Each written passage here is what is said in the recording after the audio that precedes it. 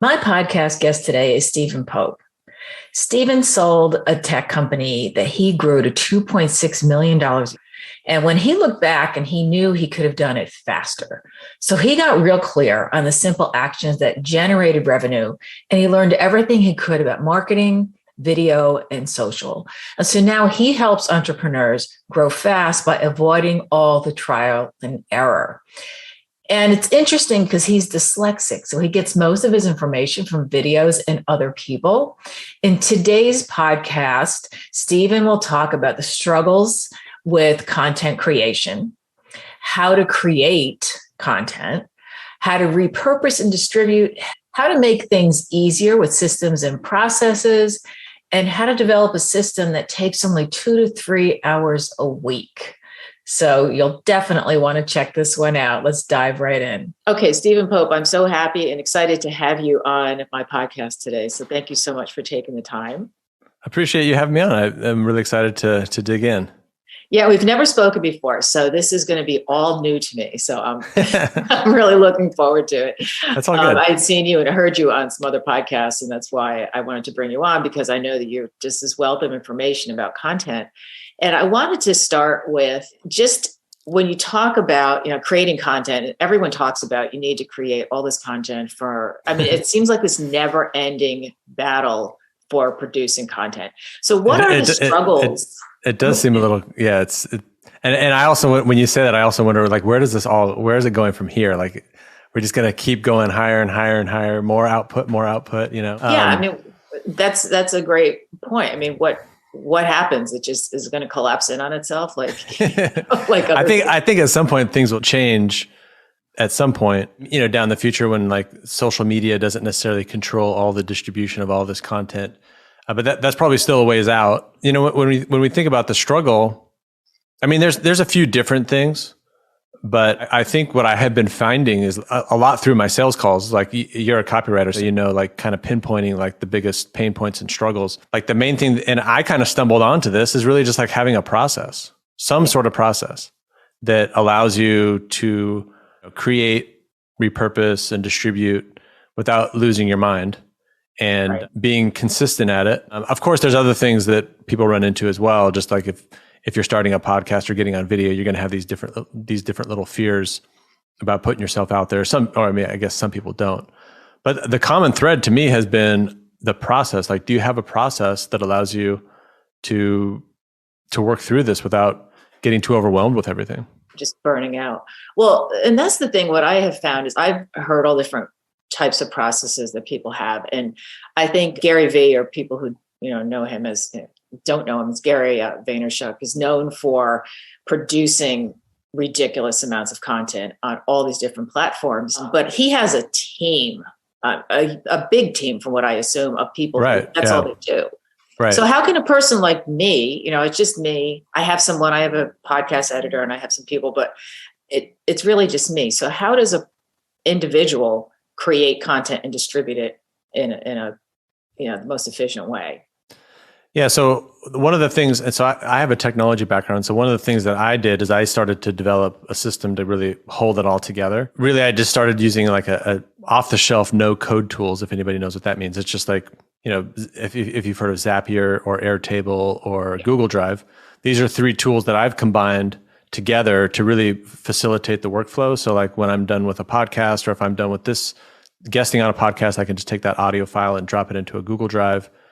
And then that gets pulled into my system. And so now things are getting indexed and categorized, and we're keeping track of the content. So you have easy access to the folders, and you know what status it's in, and you just kind of know the general workflow that things are going through. And then there's like some bells and whistles that I've experimented with in that as well. Some of that stuff I made it more complicated and then learned from my own lessons.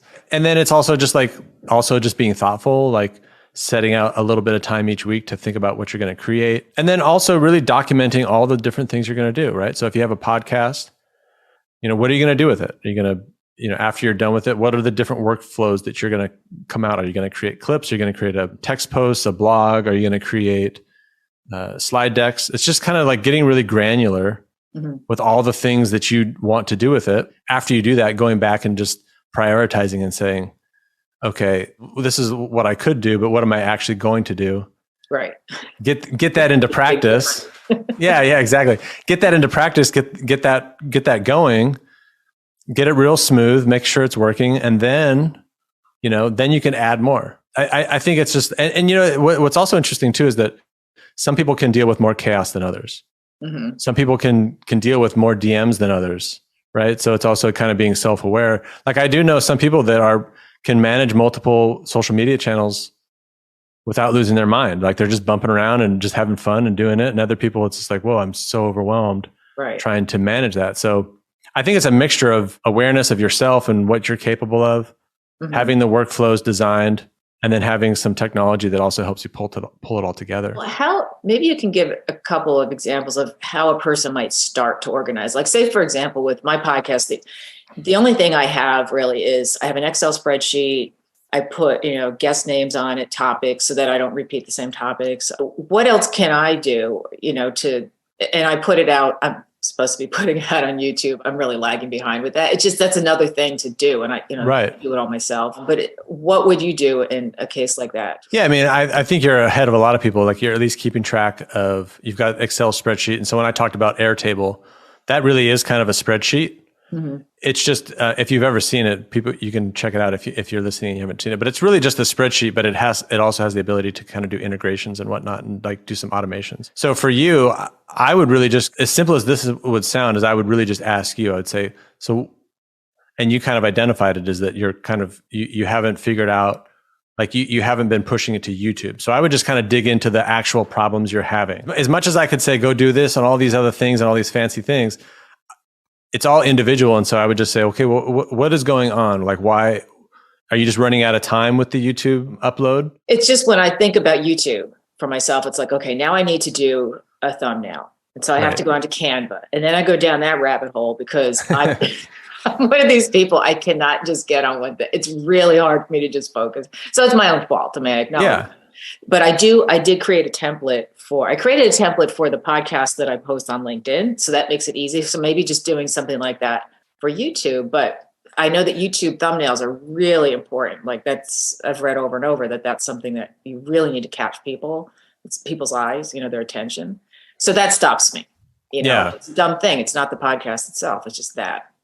Yeah. So I think it's just kind of like details. So like if you're caught up on like what the thumbnails should be, then you have to set a little bit of time aside to say, okay, how am I going to create these thumbnails? The thumbnails are important, but the other thing to think about too is like, so you have the podcast and you have a YouTube channel. Each of those channels is going to be growing differently. Mm-hmm. So like YouTube's mostly going to grow if you're sending people to it. Like you're saying, hey, you do one of your podcasts and you say, hey, go check out my YouTube channel. There's the full video there, but you might be sending them to your podcast instead. Yeah. And so if you're doing that, you kind of have to make these choices of like what's the most important thing? So like growing a YouTube channel is pretty tough unless you're specifically trying to grow it like you're doing, because it's like an intent-based platform. So where you're really going to grow is when people can discover you there. And so you're right. You're going to have to do the thumbnails and probably do some SEO and research other channels. And so that might actually relieve you in a way and say, well, that's just more work than I can get to. Mm. I'd rather grow my podcast. Right. I'd rather get that going. And so maybe you just allow yourself to not do it. I mean, as much as I love to do all these things, like, cause I'm an engineer, so I actually have fun doing this and making it streamlined. And there are clients of mine who are wanting to do all those different things. It still comes down to like, what's really going to help you the most? Mm-hmm. And what do you have time for? And where you like, can you not get distracted? So in your case, I might just say, unless you really want to grow a YouTube channel and potentially cannibalize your podcast, depending on like how you're promoting all these things, maybe just don't worry about it and just let it go. Yeah. And that's what I've been doing because I am promoting my podcast a lot and I can see in the analytics that it's working. I post all the time on LinkedIn about it. And then there's also the pressure of TikTok now. And I know that you're big on TikTok. And every day on LinkedIn, there's somebody saying, if you're not on TikTok, you're really missing the boat. And it's like, I don't even have time to do the other things. I mean, so what do you say to someone like that? Like, I know you've been very successful on TikTok. Did you have to switch everything over to that to really focus on that? Or did you just add it to what you were doing? I kind of just added it. But it does take your focus. So like when I get busy, sometimes it is hard to like put it all, do it all at the same time. But I've learned how to do some things, and I have some people that help me make clips for like when I'm on a podcast and stuff. I do have a system now for having consistent video that I can push out there.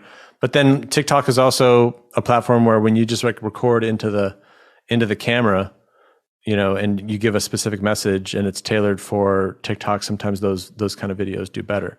So I guess it always just comes down to is like, are you hitting your business goals? Is LinkedIn and your podcast, are those two things satisfying what you need? And if not, like, what do you think's going on with those two channels that you're not maximizing yet? And if they're rocking and everything's going good and you still have, and you feel like you have the mental space to expand, then maybe that would be a good thing. The thing for me is like LinkedIn has never been, they don't push video quite as much as they do with text. And so I liked getting on video. I liked that format. And so TikTok was just very natural for me. I'm actually dyslexic as well. And so, I have gotten a lot better at writing thanks to LinkedIn. But it's just very easy for me. It wasn't in the beginning, but it's very easy for me to record videos. And so that was an attractive thing for me personally. Yeah, you had posted about that actually yesterday or today. And I'm the one who said that they've been pushing out my videos. Yeah, right. Yeah. Yeah. Well, I was getting maybe 100 views, and now I'm getting 1,000, 2,000 views on some of the popular videos. Well, that's great. For me is a lot. Yeah, I would really look at what those, because I have noticed that too. Like I'll get like 200, 300, 400, 500. And then every once in a while I'll do a video that'll have 1,000 or 2,000. And if I look at it, I can kind of tell like it might be a TikTok where I'm doing something kind of a little bit out of the ordinary. But you probably want to like look at those videos that are doing well and kind of ask yourself, okay, what is it about these that's doing well as opposed to these other ones? Because there's plenty of people that do well with video. Like if lots of people, like I see videos going viral. Yeah. So there's something to it. It's just that I think that they don't push it out unless a good portion of people are watching it all the way through.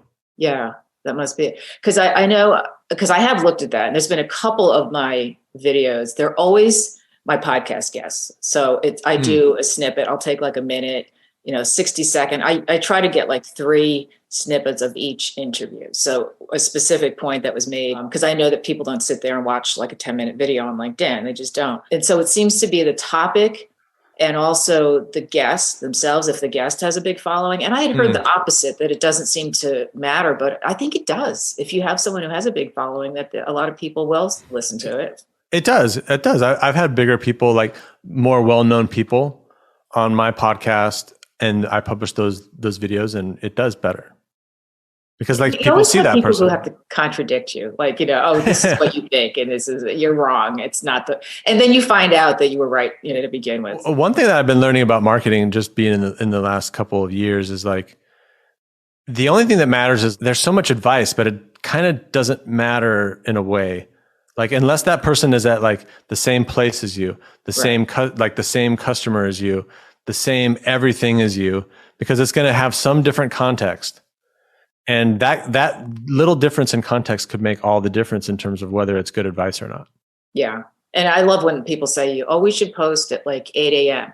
What time zone are we talking about? I know. I mean, I'm on the West Coast. I know people on the East Coast. There's people in other countries that it's like they're 9 hours ahead. So who's 8 o'clock? So that's, when you have advice like that is when it's sort of bogus. You could just get bombarded with so many like little best practices. And I think you're right. It's just like, the consistency, like the people that probably are consistent and do look at the metrics for themselves and do a little bit of testing around that and have the patience to kind of look at all that. Because I think if you just look at one thing on any given day, like people come up with these wild like assumptions about things. And it's like, I think you would probably have to be posting for quite a while and doing these pretty specific tests in order to really say something that's specific. And then it's still going to be specific to you. And if you're creating good content, or you're educational or entertaining, and all those different things are going to play a factor. Because if you're super dry, then you're going to have to produce something a little bit like, maybe the information has to be more rich or something. Like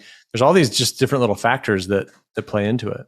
Yeah. And I've seen people who have a huge following and they have a lot of comments on every post. They can post a single sentence and have Right. 1,000 comments. I Right. can't do that. I mean, I've tried like short ones, short posts. And I think kind of in the middle of the road, like my long posts, as long as they're entertaining, and as a copywriter, I always try to make them, as entertaining as I can. I don't see a huge difference between the super short ones and the long ones, except if they're too short.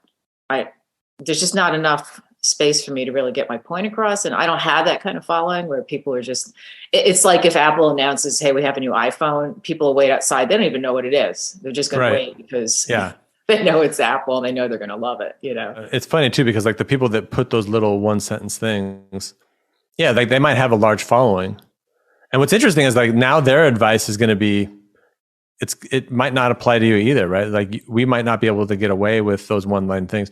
Like you and me might be able to, but it would probably be because something about that sentence is like clever and somehow strikes a nerve with somebody. And it's real contextual, like really in the moment or something like that. But it's not just because it's me and every time I throw something out there, it just like explodes. People just flock to you. And the funny thing is, years and years ago, I used to ghostwrite for a very well-known talk show host, and no one knew that it was me. And because she had this huge following, it was a national television program. It would kill me to see like all the comments and, oh, this is the greatest advice. And yet at the same time, I was running my own business and I was not getting any sort of traction like that because they thought it was her. That just shows, the impact of having that kind of celebrity image and how people will just listen to you. Yeah. It seems like at a certain point, as you kind of develop a following, there seems to be a certain point like where it has its own momentum and traction. Maybe the algorithms know what that is and they've made the determination where if you're consistently getting this, and they'll continue to push it out, and then that in itself has its own momentum to just push through the quality. Maybe it's just now you're the personality and people just like you, or they hate you, and you get both of it, which is I think part of all of this as well. But yeah, it's pretty fascinating. I mean, there are some times where I'd like all of this is also kind of a little bit annoying. We're all competing for attention. We're all creating all this content, kind of going back to the beginning of our conversation. It does beg the question sometimes, it's like, where does this end? Like, where is this going? And so on that note, actually, I think the best antidote, like when you're feeling like that, is to fall back to, can I help one person today? Yeah. Can I make impact with one person? Like, especially on TikTok, I get I think too much about the likes or the views or the comments. I think that's natural for most of us. And the way I get out of that is like, you know what? If I can just make an impact on one person today, that's what it's really all about. Yeah, I think about that too. Or it's kind of the ripple effect. If you help one person and then you make their life a little better and they pass that on. I mean, I kind of try to do the same thing. But when you talk about TikTok, you mentioned that you take some of your podcast clips. Like, do you take the same clips and you just put them on TikTok? Do you do anything different to them as far as the entertainment value or anything before you I mean, they're usually a little bit shorter. I do make them vertical, right? And then I add like captions that are kind of a little bit more in line with that platform. They don't all do well, but at the same time, I've had some do very well. And I think it like with TikTok in particular, it comes down to like, are you starting that clip at the right spot? Have you kind of removed all of the little bits of silence? Because on TikTok, that's kind of like a death blow. Unless somebody knows you really well, and like, again, like you're popular. Like if Joe Rogan jumps on TikTok, he can just post his, the square clips and people know him, so they'll just watch it. And if there's space or it's too long, they'll watch it anyway. But on TikTok, you got to cut out all of the the silence and make things move quickly. So like sometimes my clips are jumping around a little bit. Yeah. I do try to make sure that it's in that format and like there's things going on to keep people's attention. And you think it's definitely worth it for B2B to be on TikTok? Because I know there's a lot of debate about it. I mean, to me, like it just seems like if people are going there to get entertained, the question to me, it just doesn't seem relevant. It's just like, the way I look at TikTok is it's a consumption platform. So people are just like, before they go to bed, they're just going there, right? It's like people like you and me and old people and young people, and it's only growing. Like, why not? Like, why? I guess I would ask people is like, why wouldn't it be good for B2B? I mean, I've had tons of customers come from there, and they all basically, I mean, a good portion of them were like, yeah, I was just flipping through the videos before I went to bed, and I saw yours come up. It was about business. I wanted to do that, so I booked a call with you. Mm-hmm. Yeah, it's interesting. I haven't started yet, but it's just it's the time thing and how much if I'm going to do it. And I mean, is it worth it to do? Because I know TikTok, they say you need to post every day. Do you post every day something? I do post something every day, but I also have like a backlog of clips that I've kind of built out. So if I get tired one day, I can just post one of those. You definitely don't want to stress yourself out. Like, again, like if things are going well, I do think that there's an element of like actually trying to perform there and then also just trying to learn some skills. I think video is still going to continue to be more and more important. So even if you're not intending to grow there, like getting comfortable on camera, learning how the app works, it's pretty creative. You can do, it's basically like a little video editor in a box, and you can just kind of trim up your video pretty quickly. And then you're also just seeing what's happening. Like you're consuming a little bit of that content as well. And I think that could give you some creative sparks. It's just, I think it's good to go into it with an intention, right? Like if you don't have the time and you feel like it's going to distract you from the things that are working for you, then I probably wouldn't go on there. But if you were like, hey, I need to see what's going on there. I want to make a couple videos. I want to learn how to get a little bit better on video. And I'd also like to see what people are producing there. So I just kind of understand. Then it's worth your time. Yeah. It looks like it would be fun. I mean, I'll probably do it eventually. It's just, I don't have the time right now, but it's not that I don't have the time. I don't want to make the time around everything else, because there's always time you really want to do something. But do you have like a system that you could share or something simple that takes like 2 to 3 hours a week? Is that possible? That would be for a whole week of content or even longer than that?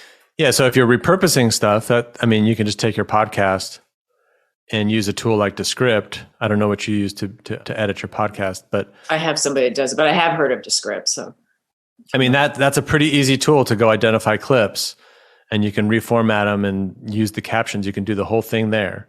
So you could probably pull 7 clips from your podcast, especially because like the clips are going to be smaller. Mm-hmm. So as long as you're saying something insightful and the person is able to identify them, then you could start taking that content and putting it there. Now, is it going to perform like the way you want? Maybe not. You're going to have to test that out and kind of explore. But if you wanted to do the individual videos, just like LinkedIn content, I think you would want to just create a simple system, whether it's in Notion or whatever you do, put your ideas into a system and then set a time to review those ideas, decide what you're going to record, and then record them. The thing with TikTok that's kind of like hard for people, I think, is that the videos can be very short. Mm-hmm. But most people want to explain very long ideas and very like complex things, like copywriting, for instance. You could be very general and explain how to do like a whole sales letter. Or you could just say, here's how you could improve. Like, I'll give you an example. Like you could come up with a system to audit sales pages. Mm-hmm. So you could just like every week you could audit 7 sales pages. You could go to the headline. You could say, here's how they could have made this headline better.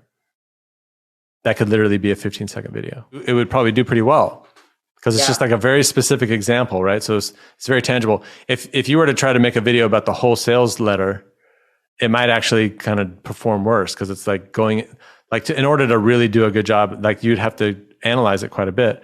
But if you just like pulled out little things or like analyzed an email, mm-hmm. and kind of just made this ongoing, like your channel was all it was like audits of sales letters and emails and subject lines and headlines and openers and calls to action. You know what I mean? Yeah, that's a great idea. Like you could and all the videos are like 10 to 20 seconds long. Yeah, because because I know people don't, they don't want to spend a lot of time on there and they want to get right to the point. I follow some artists. I'm artsy. I haven't done any drawing in a long time, but you can see behind me. I didn't do these. Actually, that one I did. I colored That's cool. Oh, the one with the guitar? Yeah. That's cool. Yeah. It's all done with like pen, I'm very artistic that way, but I follow some artists and they'll do like, here's my warm up drawing. And they take a piece of charcoal and miraculously create like a face out of a bunch of smudges. And I'm just fascinated by that, and so I see that. Yeah. And I think sometimes that kind of content, those people have a different leeway because it's creative and like you can watch them do it. And I think, like if it's how-to information, then, like it's just a different kind of thing, right? If you make people laugh or like inspire them or, show something creative, that has a certain leeway with the videos and how they perform. And then if you're just giving tactical advice about business and stuff, then that's a different story and has to kind of jive together. So it's almost like you have to find your niche within TikTok, like within a niche within your own niche, like, headlines or something. Yeah, I guess so. Yeah. I mean, I just gave you one example. So it's not, your channel doesn't have to just only be about headlines or subject lines, but it would make it very specific. And every time somebody saw you, they would kind of know, and it would reinforce the channel.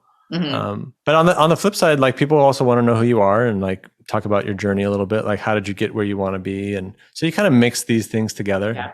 Yeah. It's like, I hate to just say that there's a formula to it because it seems like there's every once in a while, there's somebody that has no formula and they do the best.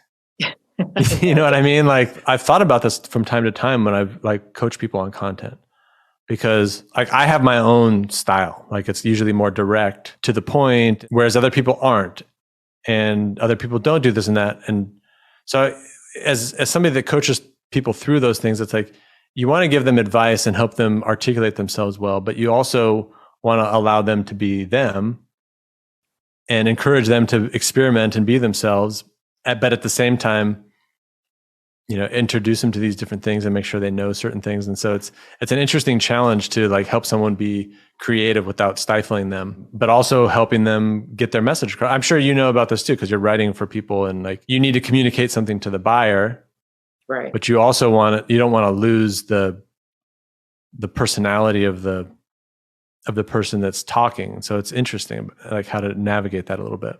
It is definitely a balance, especially B2B. A lot of companies are afraid of, having a tone or voice that's not them, or they don't know what their tone and voice is, especially when it comes to like a SaaS company. They tend to be very just features oriented. And there's you can't even sense a person behind that brand.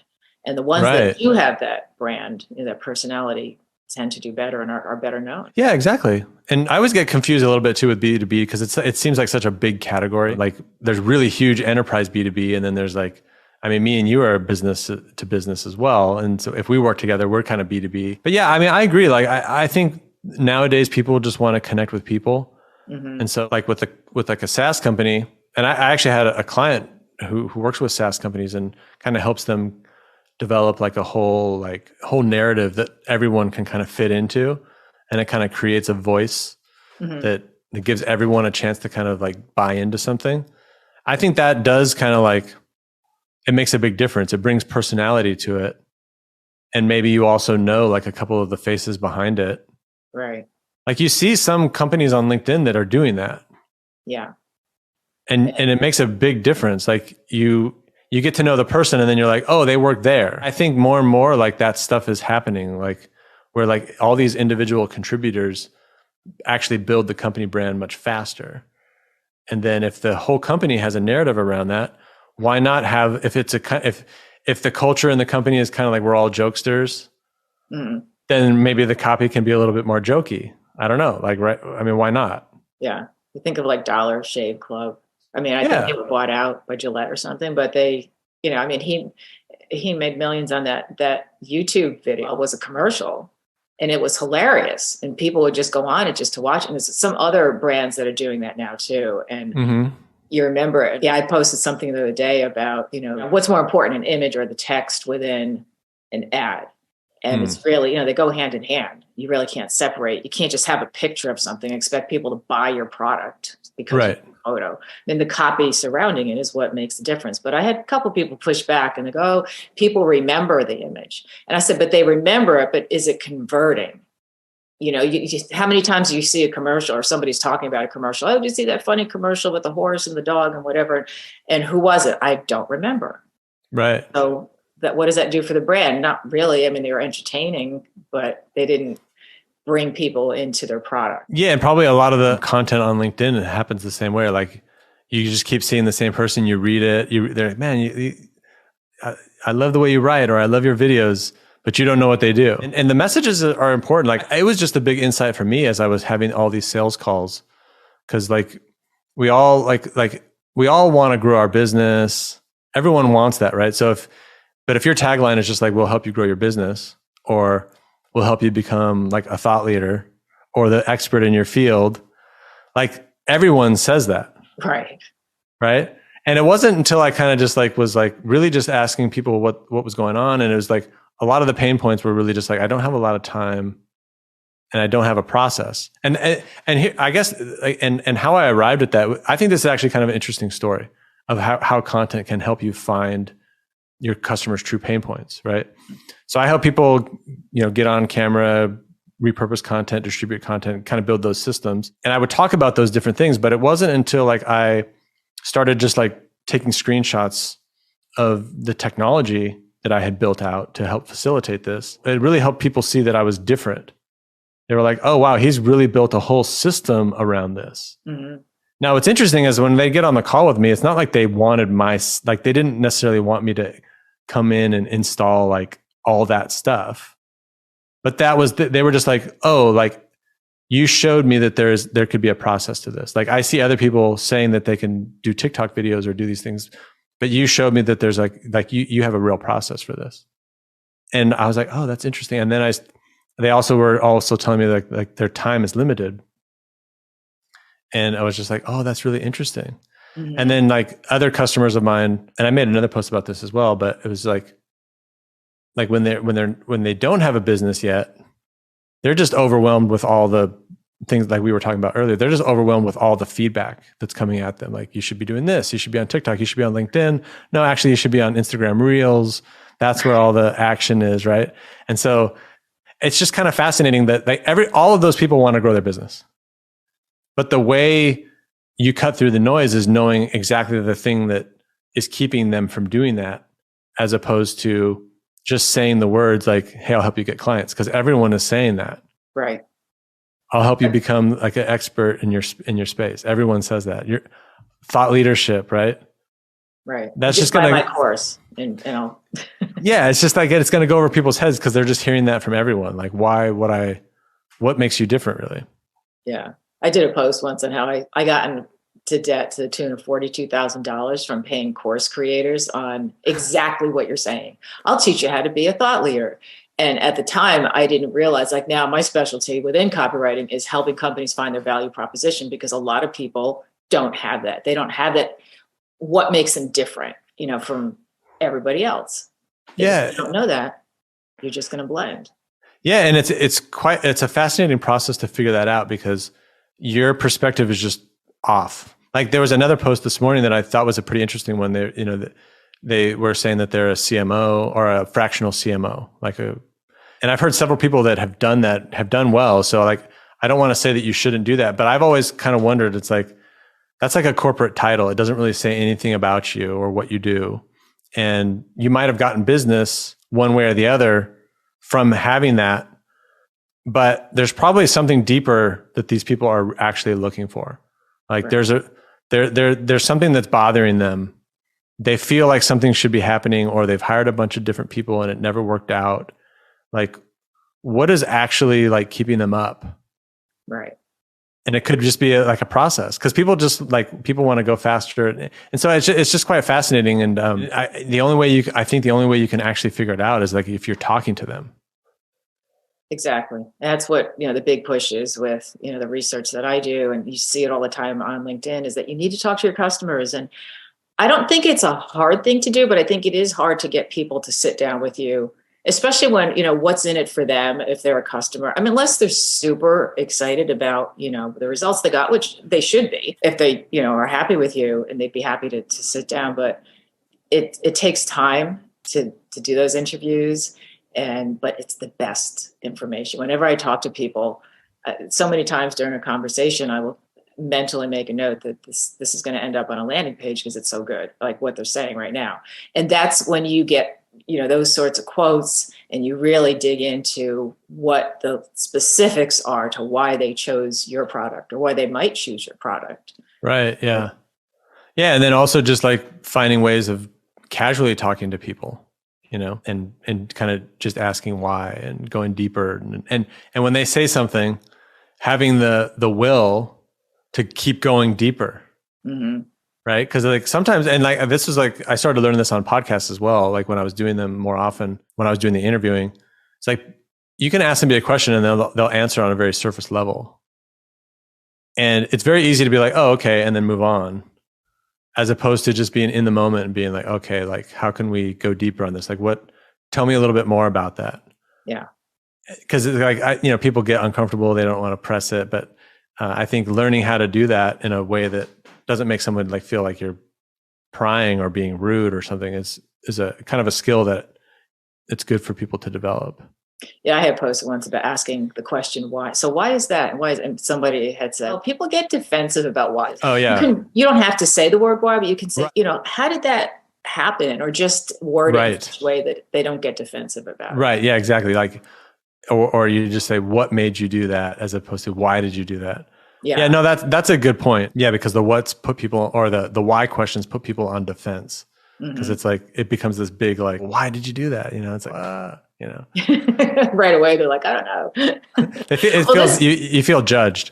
Yeah, exactly. Yeah. Well, this has been great. I really appreciate all the great advice and tips that you've provided. Is there anything else you wanted to add that I didn't ask you? No, I mean, I think we covered a lot of great stuff. I appreciate you having me on. This has been a fun dialogue. Yeah. And where can people find you? Where's the best place for that? Yeah, probably. I mean, one of the easiest places to get a hold of me is on LinkedIn, just because it's like easy to connect and chat. So if you go to LinkedIn, Stephen with a PHGPOPE. You can also go to sgplabs.com. And if you're interested in chatting about, growing your business with content, you can always book a call there.